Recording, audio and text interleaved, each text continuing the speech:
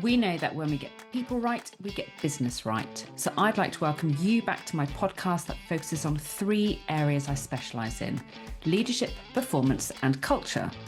You'll hear my guests talking about their experiences and expertise, and will be providing thought-provoking insights around putting the human factor back into business. Each conversation will be accompanied by a free downloadable guide to save the strain on your memory, and resources that will make it easier to put the great ideas we discuss into action. I'm your host, Lisa, psychologist, psychotherapist, and founder of It's Time for Change, and I thrive on conversations that make a difference. So reach out to me. My details are in the show notes along with the resources. Grab a cuppa, sit back, and enjoy.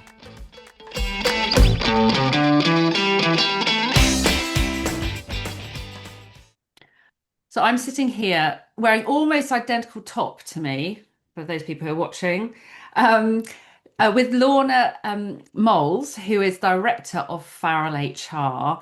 And we have just been comparing notes on eating mince pies and eating lunch at speed before hitting record, and the fact that we're both doing this whole kind of like and making sure we've got no crumbs around our mouths. So welcome, Lorna. Thank you very much for having me. So we are today talking about HR using data as a strategic storytelling tool and not just a reporting mechanism, and how that plays into helping HR in terms of their credibility and their influence and their impact. So, Lorna, tell me why this topic. Why are you so interested in this topic at Farrell HR? Yeah, so I think for too long working in HR, we can be seen as professionals that are an add-on, we're an administrative function. And I worked for over 20 years in corporate HR, in quite large HR teams where I had the benefit of working with wider teams. We had some specialists that did focus on systems and data. So I did see the benefit, I think, although I don't think any organisation gets it right all the time. But I saw the benefit of using data and information as a tool, both to help the business, but also to level up an HR team. And then I founded Farrell HR last year. So I'm an independent HR person now, and I work on a fractional basis. So I work with so many different business sectors and sizes. And I think by far one of the biggest gaps I'm seeing is just this lack of information and knowledge about your people, whether that's a small business that doesn't have an HR team, and therefore, that can be quite tricky to have that specialist pull in the data, especially if it has a confidential element. But even in larger businesses, I think there's quite a way to go in terms of systems and data and information. But what I've seen when it's working well and it's unlocked, it really does unlock the potential of HR professionals as well. Yeah, massively. And that's why when I saw you have been posting about talking about this topic on LinkedIn, I was like, I need you to come and chat with me on this podcast. So let's start with what HR needs to change when it comes to data. Many HR teams report what they've always reported. It's like we've always done like this, so we just that's what we do, rather than what the business actually needs. So how should HR decide what data is actually meaningful? Like what's worth spending our time on reporting because it's actually going to have some value? Yeah, so I think first of all, there needs to be a question over what reporting capability do you have at your fingertips. So if you have an HR system, you will hopefully benefit, if it's a fairly modern system, from some good reporting capability, and therefore it takes the task away from you a little bit. If you don't have a system, we go to good old spreadsheets, for example. But actually, I think what matters is, regardless of the way that you pull the data and report the data, what's important to the business you're working in. And that's going to be different for every organization. So I would always encourage people to start at the top in terms of what is your business strategy? What are the organization's goals? What matters to them? Is it growth? And therefore, do you perhaps look at growth through people? So you might be looking at recruitment metrics, you might be looking at some talent data. Is it stability and retention? You may want to look at perhaps exit turnover data. Quite often, I've worked in the past in manufacturing and logistics businesses. You are looking at outputs and productivity. So perhaps in those cases, you might want to focus a little more on absence and so on. So it really does depend. But I think a good HR professional would be able to speak to their senior leadership team and really agree together. So not dictate, not tell them, and not stick to, let's say, the classic metrics of starters, levers, and turnover, but actually what matters to that business and what's going to really help them, I guess, sounds a bit cheesy, but move the needle in terms of meeting those business goals. Mm, yeah. And I think when you talk about like what's meaningful and what's purposeful, it's kind of making me think about actually what makes HR's reporting feel irrelevant. Because I think sometimes, again, what you were sort of suggesting earlier is that HR can find themselves in a role where they end up doing things because that's kind of what's expected without questioning the value of it. And they can end up reporting stuff because that's what's been asked of them in the past without really questioning it. And then, of course, that undermines the value that HR bring because people are just, well, they're just reporting that stuff again, but it doesn't feel meaningful. So, what Mm.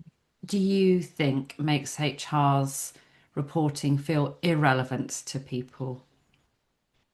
I think if you are going to, depending on, like I said before, whether you have a system or not, sometimes I've been there in the past where you've got three different headcount reports and none of them match, or the HR data is different to the finance data, and you're scratching your head wondering why.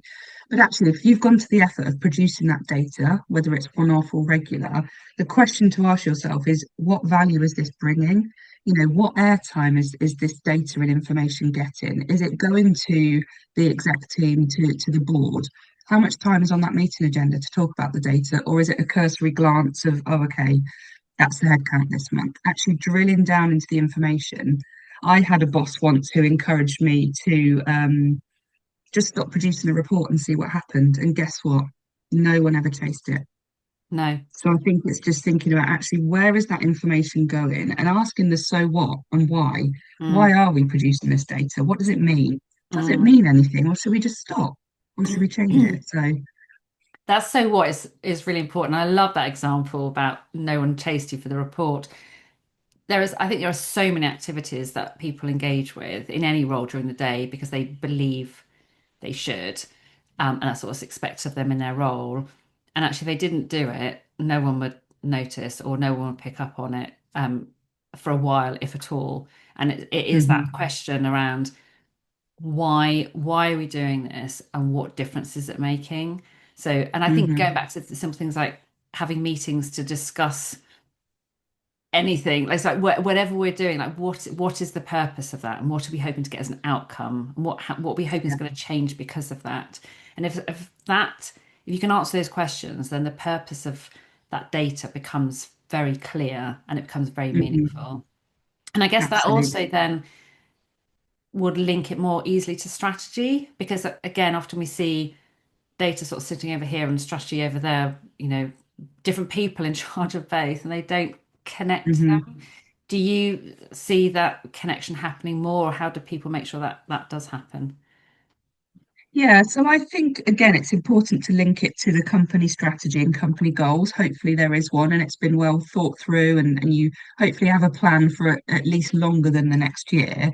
But actually using data and I guess remembering that data isn't just numbers, it's information. So it could be that more um, conversational data from staff. If you're working in an HR business partner capacity, you might be seeking just some feedback and some general feeling around how things are. Mm, But actually, if you go back to your business strategy, I'm much more of a fan if you've got an overarching business strategy where people are threaded throughout rather than sadly a bolt on sometimes. mm, But if people are your biggest asset, probably your biggest cost in a business and your biggest driver of success, productivity, you should be measuring everything around your people.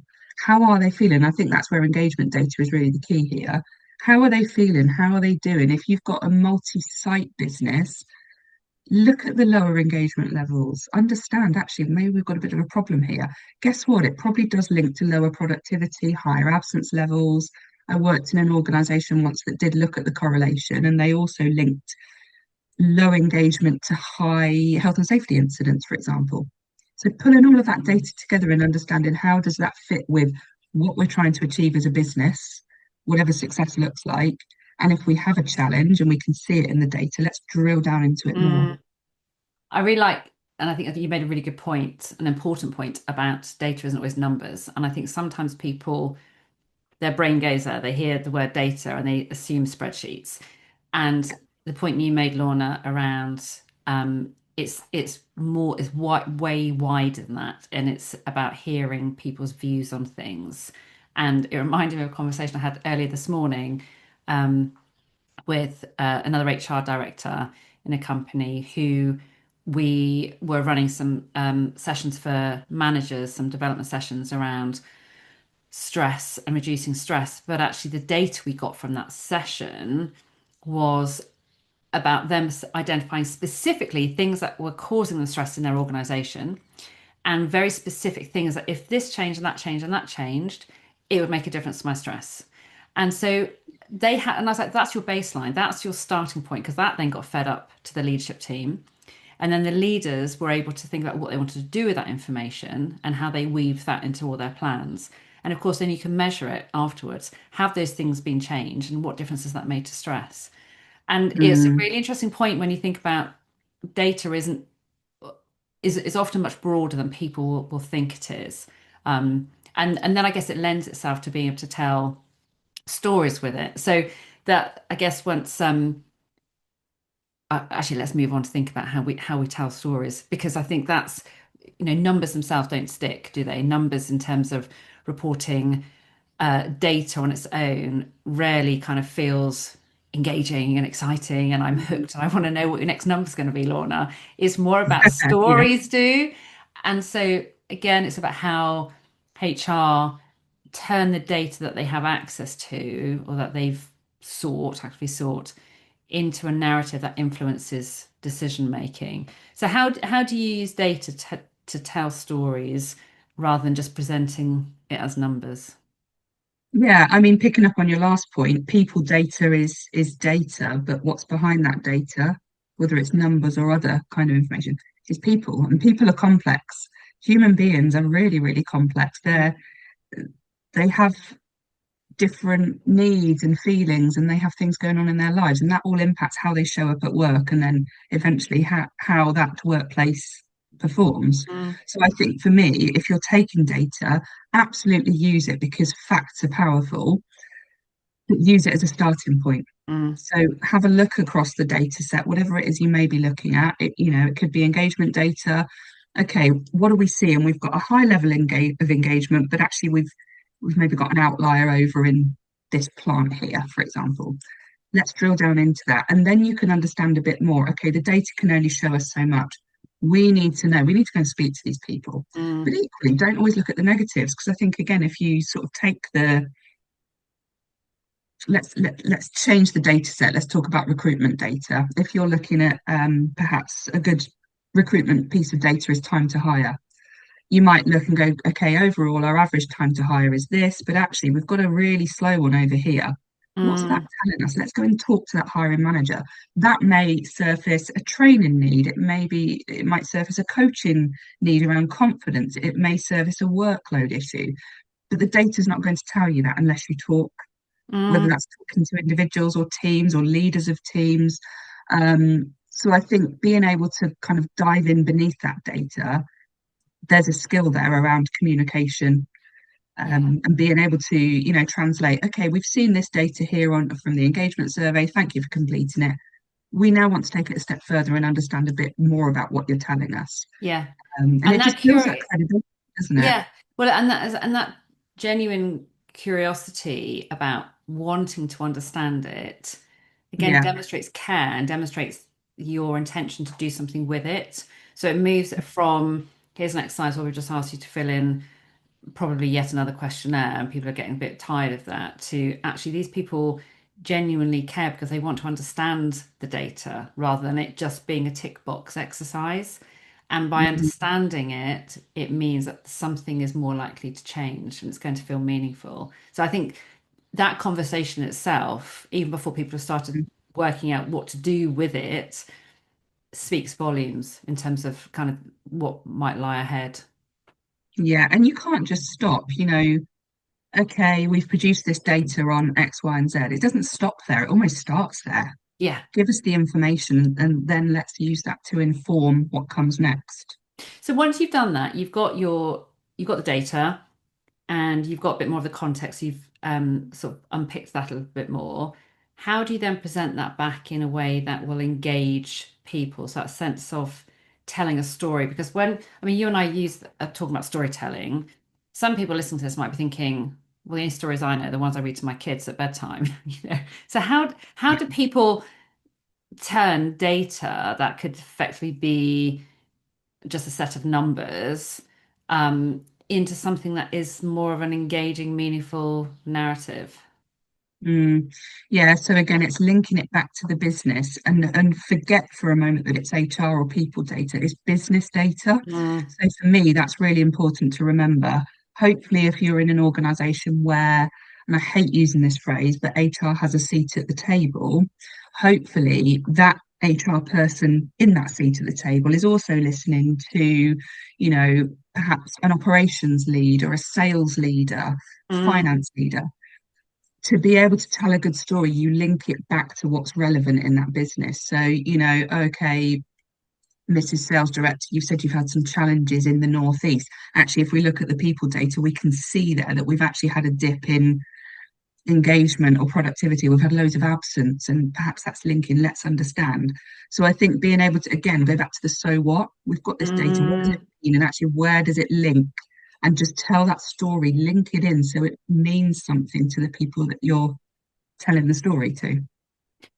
And I guess also then when you're telling a story, you're conveying emotion in that. So it takes it from being a set of facts or figures or whatever it is, like sort of hard data, Hmm. into expressing that in a way that there might be empathy or a sense of motivation, or you're connecting with the people who are hearing that story at a human level so that Yeah. people feel understood. So if someone, if the data is um, presenting back something that doesn't paint a particularly positive picture, and I know that's Yeah. something that a lot of people get very anxious about collecting data because they're like, Hmm. it's going to unearth all sorts of things.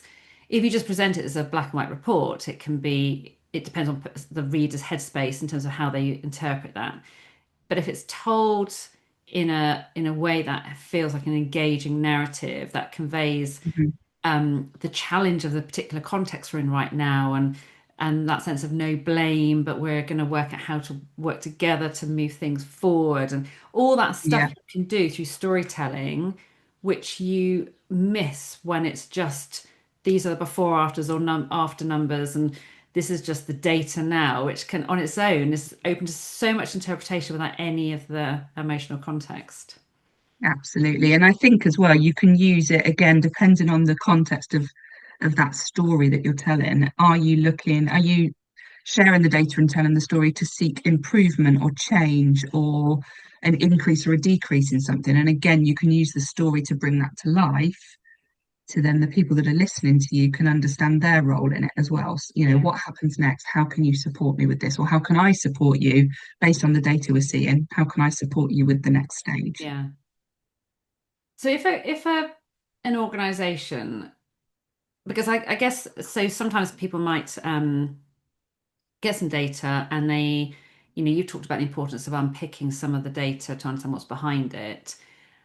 Sometimes people get really good scores and they'll go, we've nailed it. We've got like 85% in whatever aspect of practice we're looking at.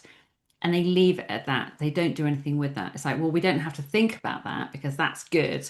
We're going to focus over here. You already mentioned the importance of looking at strengths, but how do people really dive into what's behind those numbers, whether they're positive or not so positive, in terms of is it about having the curiosity for the positive as much as the less favorable numbers, but also how is that one-to-one conversations? Is that how do people go about getting the kind of the wider context to unpick it a bit?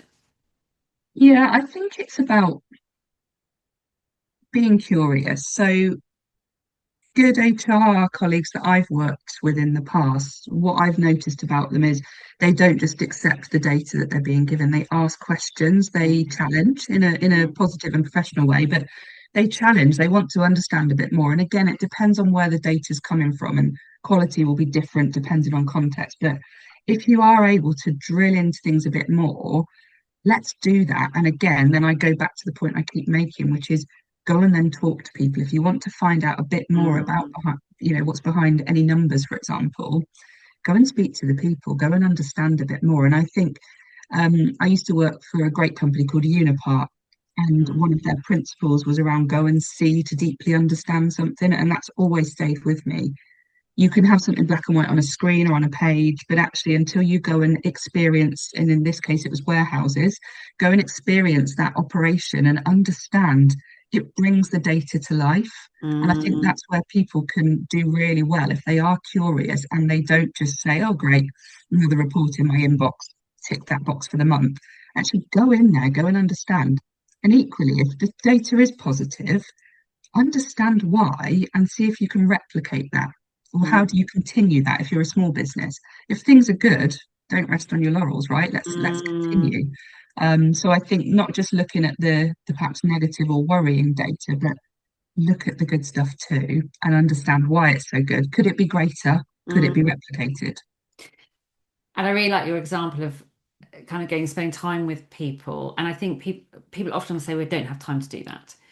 But that Mm, time is so invaluable. And it reminded me, what you just said reminded me of a very recent conversation I had with Gareth Weir, Deputy Ambassador of South Korea. I probably got his title slightly wrong.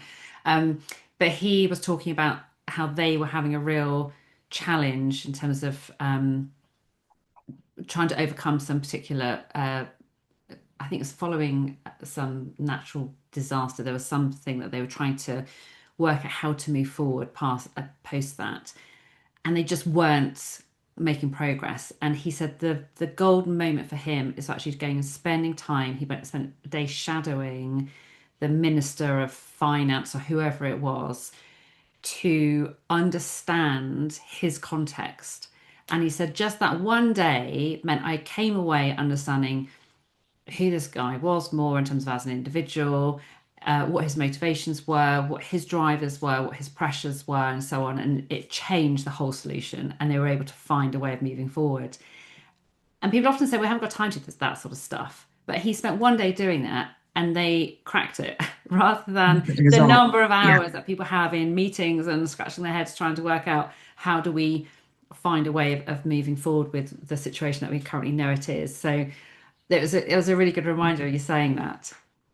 Yeah, definitely. And I think, again, going back to the point of data not just being numbers, sometimes even if you can go to a person or a team or a location, jot down some notes, understand Mm, perhaps a process they're working on or how they deliver feedback, how they answer customer queries. That also becomes data, doesn't it? So yeah, even if it's not being fed into you, if you can go and seek the data, yeah, and like you said, quite often it's worthwhile spending the time, and that's quite often more qualitative data that's really useful and really powerful because you've seen it and you've experienced it yeah. yourself. So in terms of that time, then I was thinking about a group of people who often don't have enough time spent with them to Mm. develop them are managers in terms of analyzing people data and the kind what I guess it's my question to you is what can we do to think about how to support managers in terms of being more aware and analyzing data so that it becomes useful to them as a manager and useful to their teams in terms of their practice? So I think as far as possible, remove barriers, make it easy for them, whether Mm, that's them producing data or receiving data. And again, this will depend on the size and the scale of your organization, but so many modern systems these days will have automation. They will have automated reports. They will have automated emails that ping into your inbox as if by magic. So you don't have to really do much thinking. You don't have to mm, put a note in your diary to remember it. So automate as much as you can if you can and mm, embrace the technology that's available to us. But even if, and again, this goes back to what works for your organization, even if it's you've got a manager filling out a pen and paper tally chart for something, I don't know. I just think find out what works for them, but also if you take it to the result, why? Again, why? Why are we asking you to produce this data? Why are we asking you to review this data? And actually, I think going back to the storytelling point, if you can tell a story that makes it useful for them or Mm, powerful, or an incentive for them to be more data curious, mm, or better with data, using data more to help them in their job and to manage their team, that's probably what's going to help mm. managers, I think, to embrace data a bit more, use it as part of their job.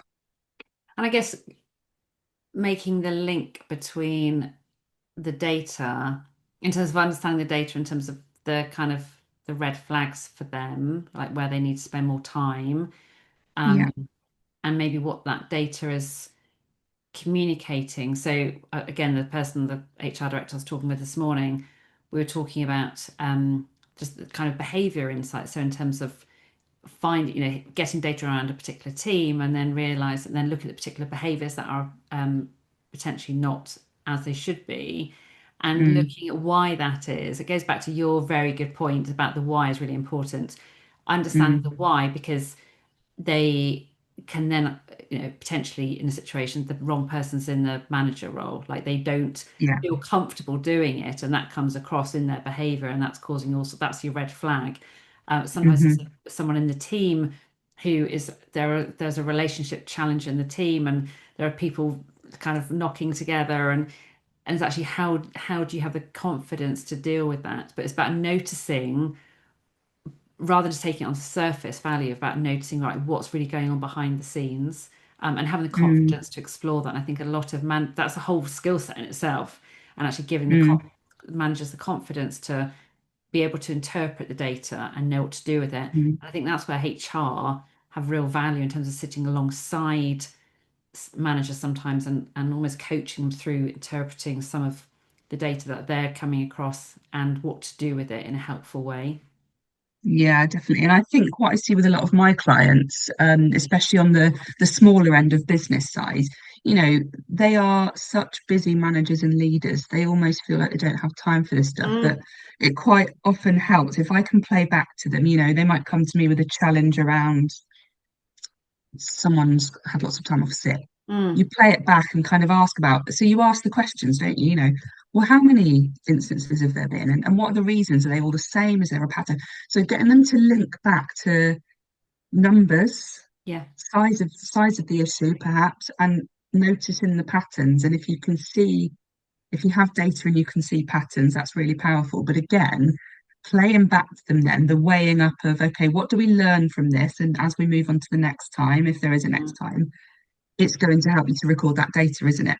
Yeah. It's going to save you some time in the long run. So that's kind of a micro example. Mm, But I think showing them the power of data that can help them, because if you're a manager of a small team or a large team, you're only as strong as the people around you. And if the people in your team, for whatever reason, are not performing as well as they could or as productive as they could be, you need to understand why. And there will be some form of data that allows you to get into that why. yeah.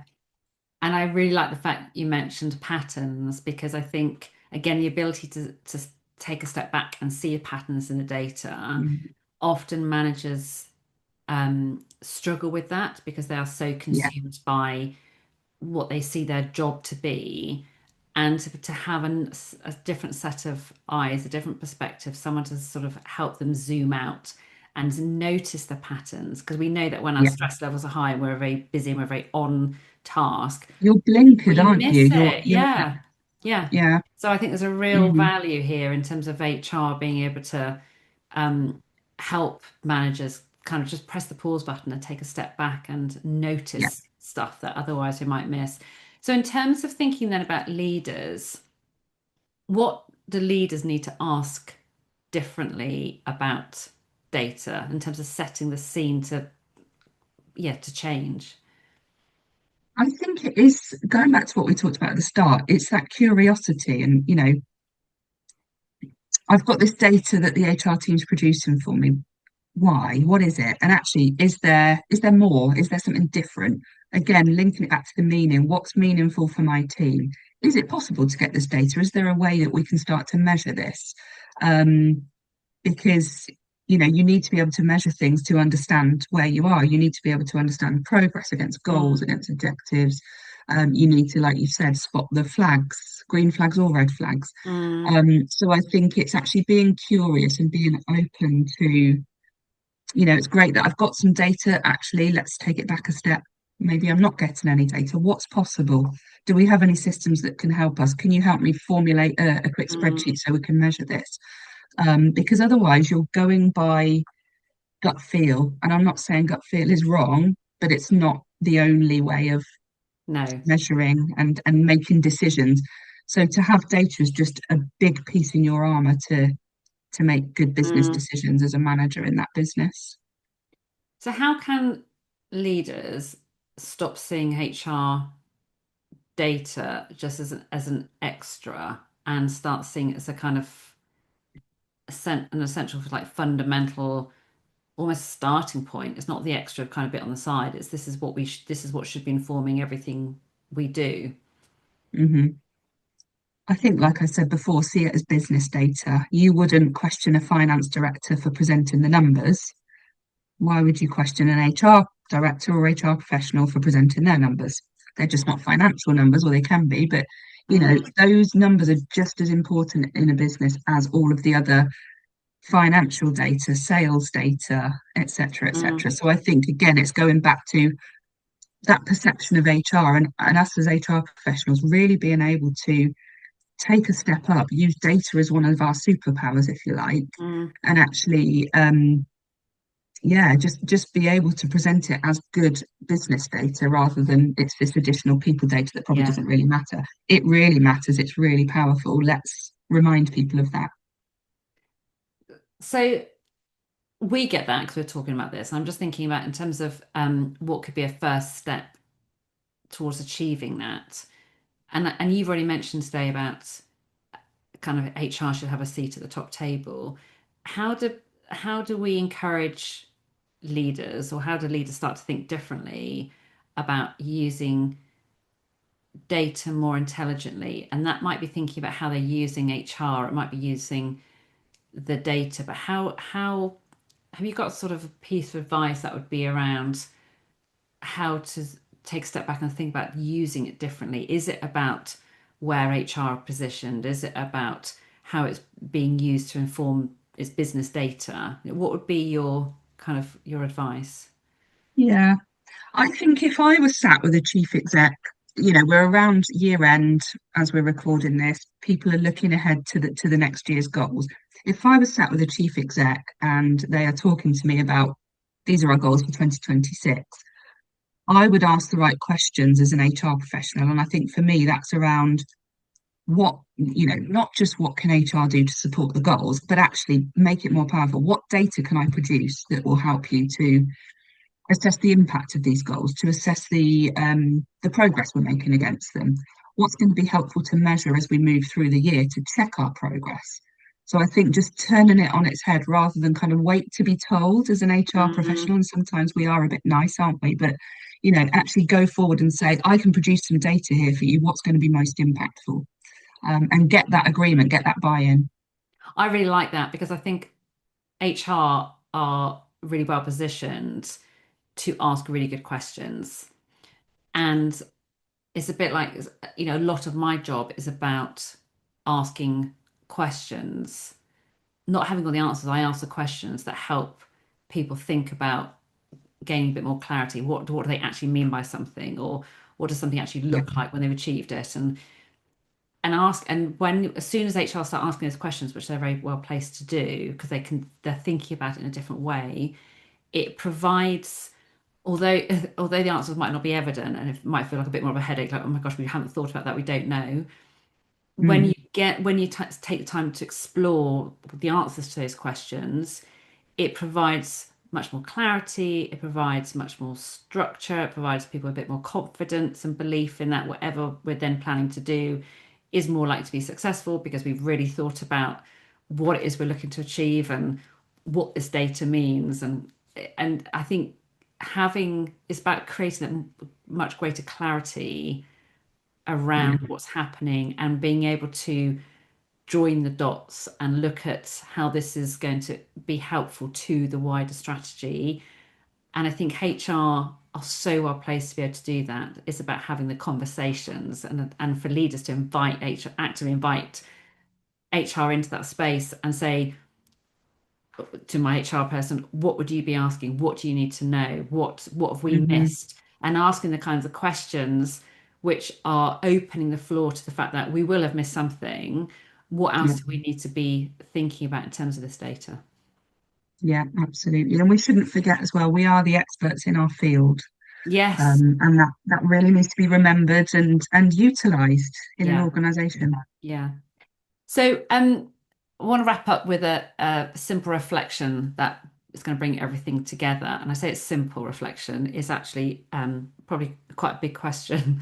But what's one truth, Lorna, about people data that you wish more leaders understood? So for me, it's communication is key. And that applies to lots of what leaders do, but actually around data. You can have the numbers, you can have the information, you still need to work out what's the narrative around it, good, bad, or ugly. You still need to work out how you communicate that data. Brilliant. And you know what I love? The fact that you said communication, it doesn't matter what topic I'm talking about as podcast episodes, 9 times out of 10, an answer to a kind of summing up question at the end will be around communication. Yeah, so Just, important. yeah, yeah. Lorna, thank you so much for joining me today. It Thank has you. gone very quickly. I can't believe we're at time already. There's so much more we could unpick. We've run out of time, but people can reach out to you. We'll have your contact details in the show notes, so they can reach out to you for help, whether it's about data or wider HR support that they need. So I really appreciate your time. Thanks, Lorna. You're welcome. Thank you. If you enjoyed listening to this conversation, there are 3 things I invite you to do. First, click the link in the show notes to download the resources for this episode. Secondly, help me extend the reach of this podcast by leaving a quick review on Apple or wherever you listen. And please share this episode with your colleagues so that you can discuss what resonates for your team. And finally, as usual, I invite you to reach out to me on LinkedIn or through my website so that we can keep the conversation flowing. I know listeners often say they're keen to implement some of the key takeaways, but sometimes find it tough without guidance or extra support. If that's you, drop me a line and let's chat. My brand spanking new website is live in January, ready for 2026, so be sure to check out itstimefforchange.co.uk, where you will find a whole heap more to support you to reflect on and develop your own practice. And while you're there, join my mailing list to stay up to date with bespoke support services like my retained partnerships, where I'm by your side through all things leadership, culture, and performance. Feel free to reach out if you want to know more. I'm a great sounding board for challenges and ideas for development, so grab all the details you need from the show notes. I'm really looking forward to hearing from you and to welcoming you to the next episode coming soon. Join me then.